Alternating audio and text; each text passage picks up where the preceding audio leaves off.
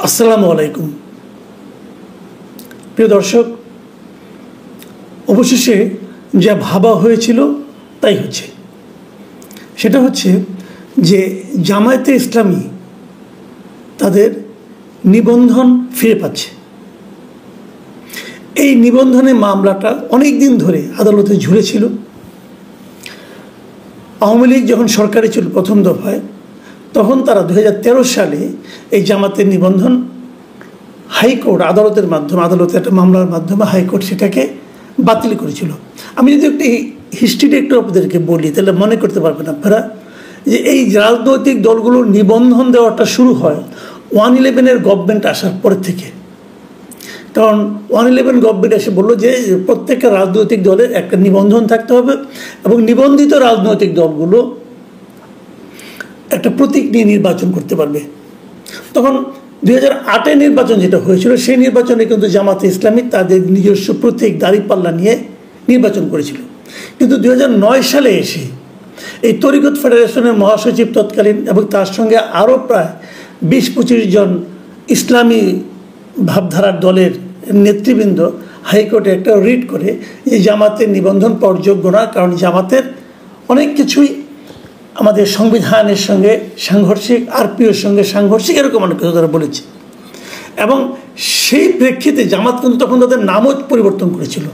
আগে দলটির নাম ছিল জামায়াতে ইসলামী বাংলাদেশ, পরে নাম চেঞ্জ করে তারা বলেছে যে বাংলাদেশ জামায়াতে ইসলামী। তারা কিন্তু নামও পরিবর্তন করেছিল, কিন্তু তাতেও শেষ রক্ষা হয়নি।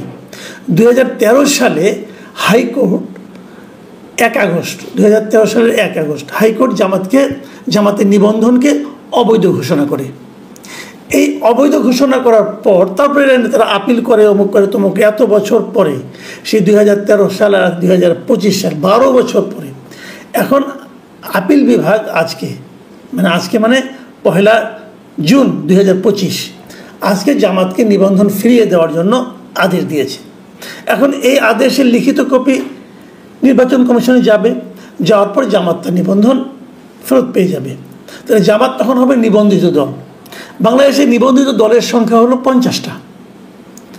তো এই 50টা হলে জামাত আসলে পরে 51 নম্বর দল তারা হবে নিবন্ধিত হিসাবে। এটাই হলো মূল ঘটনা।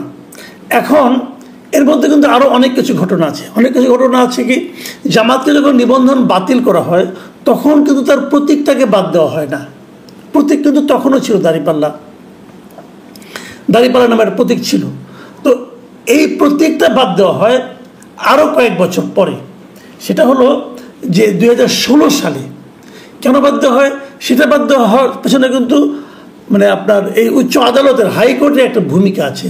হাইকোর্টের ভূমিকা এরকম, হাইকোর্ট সুপ্রিম কোর্টের একটা ভূমিকা আছে বলবো। সুপ্রিম কোর্টের ভূমিকাটা এভাবে যে সুপ্রিম কোর্টের উভয় বিভাগের বিচারকরা তাদের উপস্থিতিতে একটা ফুল কোর্ট সভা হয়। সেই সভায় সর্বসম্মতক্রমে একটা সিদ্ধান্ত হয় এবং তারা বলে যে দাঁড়িপাল্লা হলো ন্যায় বিচারের প্রতীক এবং এই হিসাবে সেটা সুপ্রিম কোর্টের মনোগ্রামে ব্যবহৃত হয়। আপনি এখনও দেখবেন যে সুপ্রিম কোর্টে যান, হাইকোর্টে যান, দেখবেন আপনি উপরে কিন্তু দাঁড়িপাল্লার একটা মনোগ্রামে আছে, ছবি আছে। তো যেহেতু এটা উচ্চ আদালতের মনোগ্রামে দাঁড়িপাল্লাটা ব্যবহৃত হচ্ছে, এটা কোনো রাজনৈতিক দল বা অন্য কোনো সংগঠনের, অন্য কোনো প্রতিষ্ঠানের প্রতীক হিসাবে থাকতে পারবে না। এই মর্মে তারা একটা প্রশাসনিক সিদ্ধান্ত নেয় এবং সেই সিদ্ধান্তটা তারা নির্বাচন কমিশনকে জানায়। জানানোর পর নির্বাচন কমিশন এই দাঁড়িপাল্লা প্রতীকটিকেই, তাদের যে সমস্ত প্রতীকের তালিকা আছে, এখন পর্যন্ত তালিকা আছে 75টা। এই 75টার মধ্যে 50টা হলো রাজনৈতিক দলের জন্য, নিবন্ধিত রাজনৈতিক দলের জন্য, আর 25টা হলো স্বতন্ত্র প্রার্থীদের জন্য। তো তারা কিন্তু তখনই এই দাঁড়িপাল্লাকে তাদের প্রতীকের তালিকা থেকে বাদ দেয়। বাদ দেওয়ার ফলে এখন যে 75টা প্রতীক আছে তাদের, সেখানে কিন্তু দাঁড়িপাল্লা নাই। এখন যখন দাঁড়িপাল্লাই নাই, নতুন যত রাজনৈতিক দল হচ্ছে তাদেরকে কিন্তু 75টা থেকে একটাকে বেছে নিতে হয়। এখন জামাতকে তাহলে ওখান থেকে বেছে নিতে হবে। এখন জামাত যেখান থেকে বেছে নেবে সেখানে কিন্তু দাঁড়িপাল্লা নেই, কারণ দাঁড়িপাল্লাকে আগেই সরিয়ে দেওয়া হয়েছে ওই হাইকোর্টের ওই প্রশাসনিক, সুপ্রিম কোর্টের ওই প্রশাসনিক সিদ্ধান্তের কারণে। এখন জামাতকে কি তার দাঁড়িপাল্লা ফেরত দেওয়া হবে? দিলে কিভাবে দেবেন? কোন আইনে দিবেন? নতুন করে কি দাঁড়িপাল্লাকে প্রতীকের তালিকা ঢুকানো হবে? ঢুকানো হতে পারে, কারণ অনেক প্রতীকে কিন্তু যে সমস্ত প্রতীক আছে এই প্রতীকগুলো অনেকে পছন্দ না, নতুন নতুন কিছু প্রতীক অনেকে গ্রহণ মানে আমাদের ঢুকাতে চাচ্ছে, আধুনিক কিছু প্রতীক আছে। তো সেই সমস্ত কারণে প্রতীক আধুনিকরণ হতেই পারে, আমি জানি না কি করা হবে শেষ পর্যন্ত। কিন্তু জামাত কিন্তু তার প্রতীক ফেরত পাবে এটা অনেকেই বিশ্বাস করে। কেন বিশ্বাস করে? বিশ্বাস করে এই কারণে যে তারা মনে করে এই সরকারের উপর জামাতের প্রচণ্ড প্রভাব আছে, জামাত চাইলে এখন অনেক কিছু পেয়ে যায়। তো জামাত তো প্রতীক চাচ্ছে দাঁড়িপাল্লা, কারণ তারা বলছে যে আমরা তো দাঁড়িপাল্লা প্রতীক নিয়ে 5-6 বার ইলেকশন করেছি, কাজে আমরা দাঁড়িপাল্লা প্রতীক আমাদের এটা দলীয় প্রতীকও বটে, তাহলে আমরা এটা পাবো না কেন? কাজে এই দাবিটা শেষ পর্যন্ত গৃহীত হতে পারে। আর তাছাড়া সুপ্রিম কোর্টের যে ফুল সভায় বিচারকদের, ওটা তো একটা প্রশাসনিক অর্ডার ছিল, ওটার কোনো আইনগত বৈধতা কতটুকু আছে এটা বলা বড় কঠিন, ওটা তো কোনো বিচারিক আদেশ নয়। সেই হিসেবে হয়তো জামাত তার প্রতীক ফেরত পেতেও পারে, কিন্তু এই বিরোধটা রয়ে গেছে। এখন 2-3টা প্রশ্নটা হলো যে জামাতকে যে কারণে নিবন্ধন বাতিল করা হয়েছিল, জামাতকে কিন্তু নিষিদ্ধ করা হয়নি। জামাতকে নিষিদ্ধ করা হয়েছিল আওয়ামী লীগ সরকার পতনের আগে মানে 2024-এর 1 অগাস্ট একটা নির্বাহী আদেশে তাদেরকে নিষিদ্ধ করা হয়। তারপর আওয়ামী লীগ সরকারের পতন ঘটলে পর আবার একটা নির্বাহী আদেশে জামাত তাদের বৈধতা ফেরত পায়। সব কিন্তু সরকার পরিবর্তনের সঙ্গে সঙ্গে অনেক কিছু কিন্তু ঘটে যাচ্ছে। আবার যে সরকার জামাতকে তার বৈধতা ফেরত দেয়, মানে ডক্টর ইউনূসের অন্তর্বর্তীকালীন সরকার, এই সরকারে আবার আরেকটা নির্বাহী আদেশে আওয়ামী লীগের রাজনৈতিক কর্মকাণ্ড নিষিদ্ধ ঘোষণা করে, ওটাও নির্বাহী আদেশে। তো এবং এই নিষিদ্ধ করার পরে নির্বাচন কমিশন আবার আওয়ামী লীগের নিবন্ধনকে স্থগিত করে। এই জিনিসটা আবার আমি বুঝি না, ঠিক মতো বুঝি না। কেন?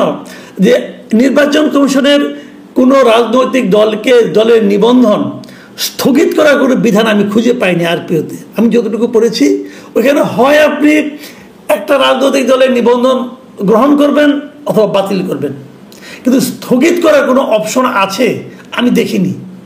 তো কোন ধারা বলে, কোন আইনে নির্বাচন কমিশন স্থগিত করার সিদ্ধান্ত নিল এটা আমি বলতে পারবো না।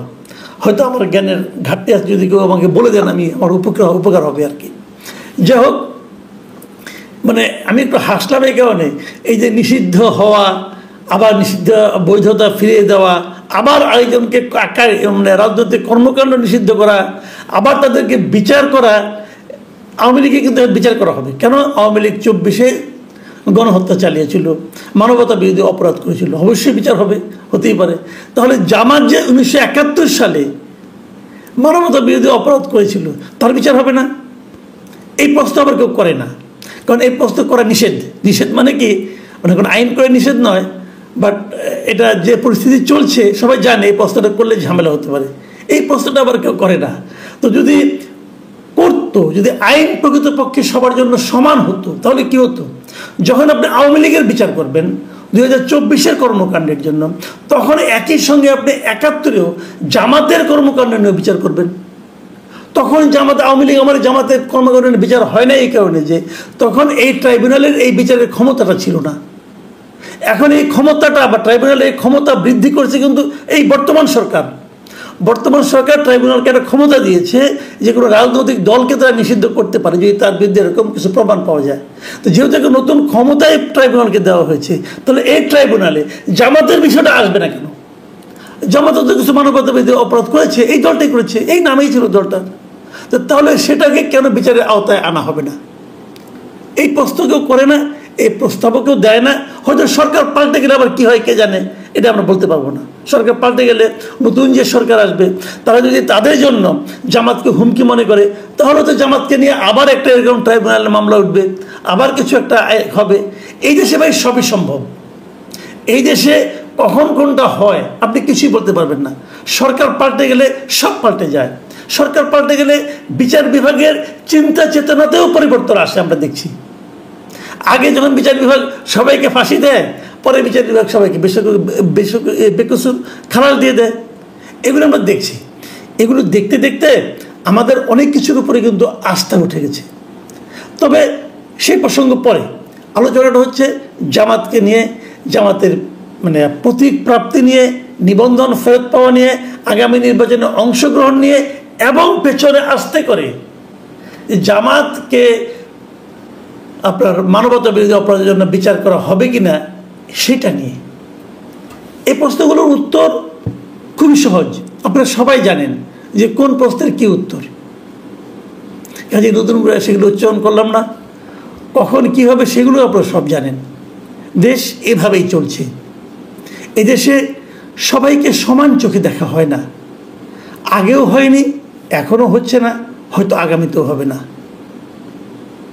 প্রিয় দর্শক, এখন এ পর্যন্তই। আল্লাহ হাফেজ।